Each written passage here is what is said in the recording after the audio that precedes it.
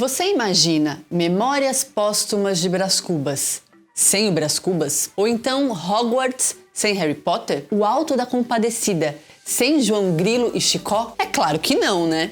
No vídeo de hoje eu vou te explicar porque os personagens são a alma das histórias. E também vou te falar de 6 personagens que estão entre os meus favoritos. A gente vai passear por personagens da literatura, do cinema, das séries e até da internet.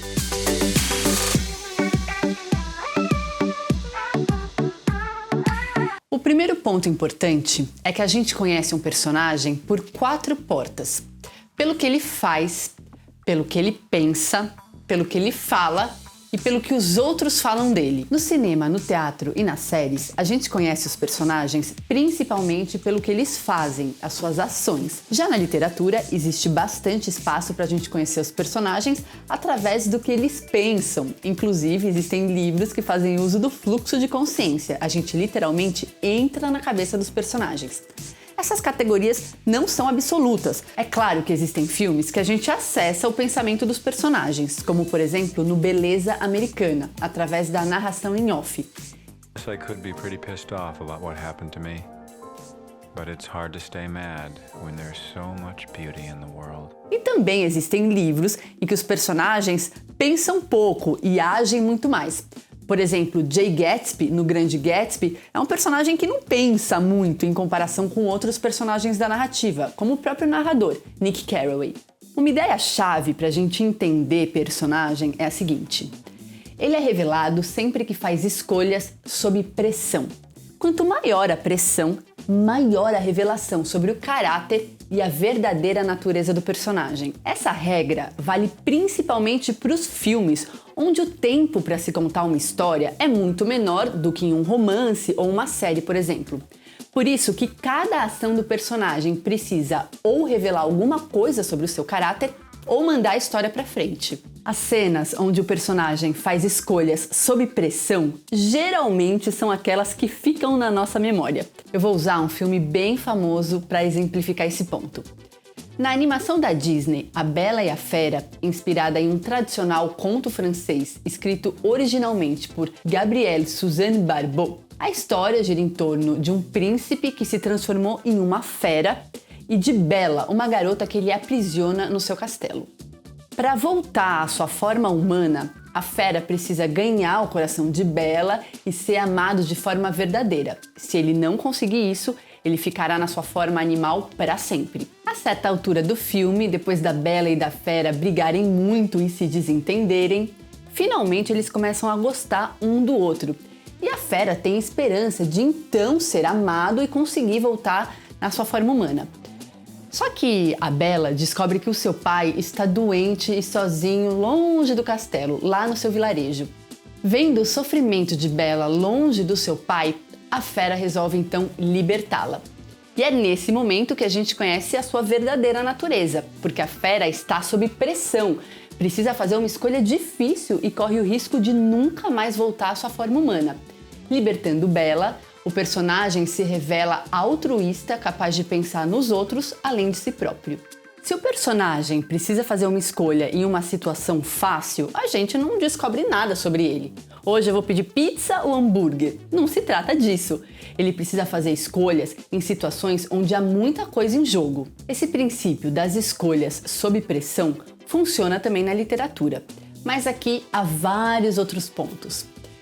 Na literatura, existe o que o personagem faz, o que o personagem pensa, o que o personagem fala e também o narrador, que tem as suas próprias opiniões sobre o personagem. Para a gente conhecer um personagem literário, a gente passa pelo filtro do narrador, que pode ser um narrador confiável, não confiável, ou o próprio personagem, no caso de histórias que tem um narrador-personagem. Por conta do narrador e do tempo que os livros têm para contar uma história, a literatura abre espaço para personagens altamente complexos e apaixonantes. Em geral, são esses os que eu mais gosto. Personagens contraditórios, com muitos lados da sua personalidade expostos e narrados. Agora, contradição não significa um personagem que tem bom coração e geralmente é educado, de repente, do nada, dá um chute em um animalzinho. Isso não configura contradição. Um personagem literário precisa soar coerente nas suas contradições. E isso acontece quando ele é bem construído, tanto em seus pontos fortes, quanto em suas fraquezas e vulnerabilidades. A gente também precisa entender as motivações do personagem. Por que ele fez o que fez? Mesmo os personagens mais antipáticos e desprezíveis precisam de um outro lado, a gente precisa conhecer a humanidade deles. Se só um lado do personagem vem à tona, ele corre o risco de se tornar uma caricatura, uma figura sem nuances. E caricaturas até funcionam em histórias cômicas, mas dificilmente elas nos convencem em histórias dramáticas, trágicas ou de suspense. Aqui tem outro ponto importante. A complexidade do personagem precisa ser ajustada ao gênero, principalmente no cinema. Filmes de ação, aventura ou farsa precisam de personagens mais simples, porque a complexidade nos distrairia das piadas das comédias e dos momentos explosivos de ação. Alguém aqui imagina James Bond questionando o sentido da vida enquanto pula uma ponte, persegue alguém em alta velocidade ou explode um porão? Shocking. E por outro lado, histórias de conflito pessoal e íntimo não funcionam se só um lado do personagem é mostrado. A gente precisa ver forças opostas brigando, comendo uma a outra para ganhar espaço dentro desse personagem. Não tem como descrever um personagem complexo com um só adjetivo. Macbeth, por exemplo, não é um general ambicioso. Ele é um homem dividido pela ambição e pela culpa. Aliás, você já viu o nosso vídeo sobre Shakespeare, autor de um dos personagens mais complexos e multifacetados da história da literatura, Hamlet? Se não viu, é só clicar aqui. Então vamos falar de alguns dos meus personagens de ficção preferidos. O primeiro deles é uma mulher tão entediada, mas tão entediada com a vida, que nem o tédio que você sente com a quarentena supera o dela. Eu estou falando de Emma Bovary, a heroína de Madame Bovary, o clássico de Gustave Flaubert, que é um divisor de águas na história da literatura. O romance conta a história de Emma, uma jovem sonhadora que cresceu no campo e foi educada em um convento. Emma Bovary adora ler e aprendeu a ver a vida através da lente das histórias sentimentais e açucaradas que ela gosta muito. Disposta a sair do campo e com a cabeça cheia de fantasias, Emma se casa com Charles, um médico de espírito bem pacato. Pouco tempo depois de casada, Emma se dá conta que o casamento não tem muito a ver com aquilo que ela lia nos livros. Pelo contrário, ela passa os seus dias em um tédio mortal. Todos os dias ela tem que olhar para a cara do Charles no momento do jantar e eles nem têm direito que conversar porque afinal ele nem se interessa por muitas coisas. Nem o nascimento da sua filha consegue tirar a Emma Bovary desse tédio horroroso. E ela vê então no adultério uma forma de encontrar a felicidade e liberdade. Bom, se você acha que Emma Bovary vai se separar e viver a sua vida feliz com outro homem, seja lá onde for, não. Não é nada disso que acontece. Eu acho Emma Bovary uma personagem fascinante porque ela sente mais prazer imaginando os encontros com um amante do que no encontro em si. Emma Bovary traz um dilema atualíssimo: expectativa versus realidade, idealização e vida real. Ela é uma das personagens femininas que mais gerou ensaios críticos e reflexões e permanece relevante até hoje. O segundo personagem que eu escolhi falar, prefiro não dizer o nome dele. Prefiro não contar que ele é desconcertante, que ele fala sobre a crise da vontade e sobre uma insubmissão meio dócil, meio estranha. Prefiro que vocês descubram por vocês mesmos. Tá bom, como vocês são muito legais comigo, eu vou contar. Eu estou falando de Bartleby, criação de Herman Melville, o mesmo autor de Moby Dick. Segundo o narrador, o escrivão Bartleby é palidamente limpo, tristemente respeitável e incuravelmente pobre. Mas não é por causa desses advérbios e adjetivos que eu gosto do personagem. Bartleby é contratado para fazer revisões e organizar documentos em um escritório de advocacia em plena Wall Street, epicentro do poder econômico. Nos seus primeiros dias de trabalho, ele realiza uma quantidade de serviço extraordinária, trabalha muito bem. Mas o narrador não deixa de notar que ele faz as suas tarefas de forma mecânica e um tanto apática. Até que um dia, depois do seu patrão pedir para ele realizar uma atividade específica, sem mais nem menos, Bartleby responde: prefiro não fazer. Ou então, acho melhor não, depende da tradução. A partir daí, o personagem rejeita não só os pedidos do seu patrão, como de outras pessoas também. Ele só faz o que ele quer. E o que ele quer é ficar sentado na sua mesa, olhando o muro que ele vê através da janela do escritório. O que parece uma excentricidade do personagem se transforma em um comportamento perturbador. Eu adoro Bartleby, porque poucas vezes eu tive questionamentos tão profundos a partir de um enredo simples. Um homem que decide que não vai mais fazer determinadas coisas.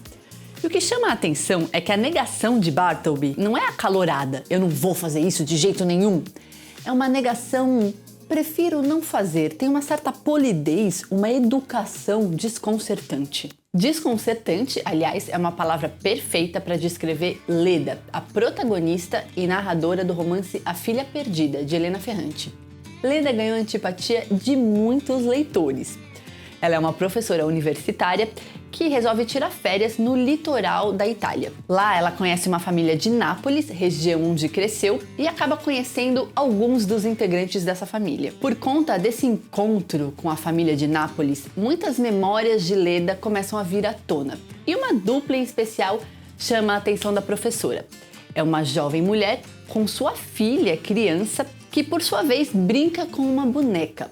A boneca da menina desaparece na praia e Leda ajuda a família a encontrá-la, porque a boneca tira a menina do eixo, ela fica chorona, meio birrenta e até doente com saudade do seu brinquedo. Bom, nesse processo todo, Leda começa a conversar com a mãe da menina e conta um pouco da sua vida. Alguns fatos são bem chocantes. Eu não vou dar spoiler para não estragar, mas a gente pode dizer que Leda é uma bela de uma anti-heroína da literatura contemporânea, ou seja, uma mulher que comete atos imorais aos olhos da sociedade. Para desgostar da personagem e achar Leda a maior antipática, é rapidinho, vapt-vupt. Eu conheço várias pessoas que simplesmente não gostam dela.